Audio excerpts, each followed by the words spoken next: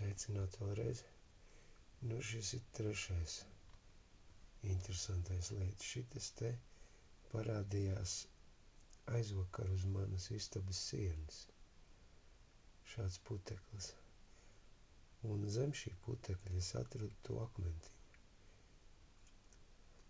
To spīdīgo akmentiņu. Tas ir kā metāls, bet kas līdzīgs zeltam. Kas spīd kā zelts. Bet sākumā es ievēroju tikai šo. Pareizāk sakot, pirmā ievēroja mana sieva, viņa man parādīja to visu. Jo visu uz sienas agrāk nekā tāda tur nebija. Jā. Slavējam Dievu.